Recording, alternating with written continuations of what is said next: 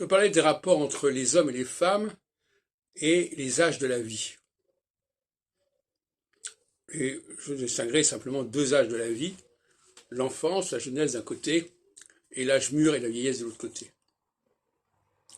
L'enfant, le mot d'ailleurs enfant veut dire celui qui ne parle pas, l'enfant est un inconnu. On ne sait pas ce qu'il a et on ne sait pas ce qu'il a fait, on ne sait pas ce qu'il fera. L'homme d'un certain âge, l'homme mûr, lui, on a déjà une idée de son bilan, de ses réalisations.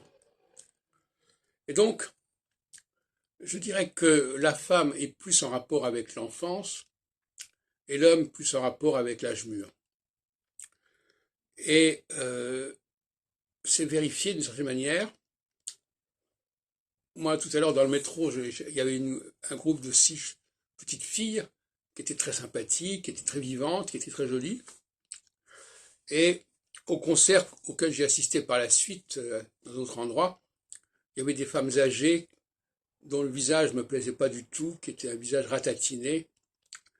Et je me suis dit, quel contraste entre la femme jeune et la femme vieille. Il y a le problème de la ménopause aussi. Mais alors que les hommes, eux, c'est tout à fait différent. Les hommes ont tout intérêt à vieillir parce que c'est là qu'ils feront leurs preuves.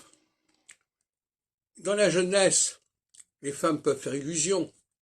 On acquiert des connaissances, on passe des examens, mais après, au bout d'un certain temps, on plafonne quand on est une femme. Et alors là, les hommes, au contraire, c'est à ce moment-là qu'ils décollent. Et j'ai eu aujourd'hui le spectacle de deux situations tout à fait différentes. D'un côté, il y avait un groupe de 7 petites filles d'entre, je sais pas, 7, 8, 10 ans, très jolies, qui gazouillaient, si on peut dire, qui étaient amusantes. Et puis dans l'après-midi, je suis allé à un concert où il y avait des femmes âgées, et le spectacle était assez attristant, parce que leur visage n'était pas du tout excitant. Il y avait même une femme qui a voulu chanter, et elle était tellement ridée que c'était presque épouvantable de la regarder. Donc, l'âge, quelque chose qui sépare les hommes des femmes. Les femmes, au début, ont un avantage. Elles sont toutes fraîches. Elles sont pleines de promesses, si on peut dire. Elles acquièrent les bases. Et puis ensuite, après, ça va plus, ça n'avance plus.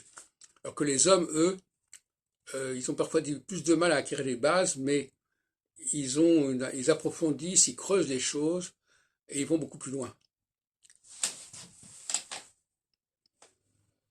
Donc, comme je le disais dans d'autres vidéos, la phase solsticiale est favorable aux femmes. Elle leur donne une chance de s'imposer, de s'affirmer, alors que la phase équinoxiale est favorable aux hommes et elle permet une sélection et une élite qui va s'affirmer.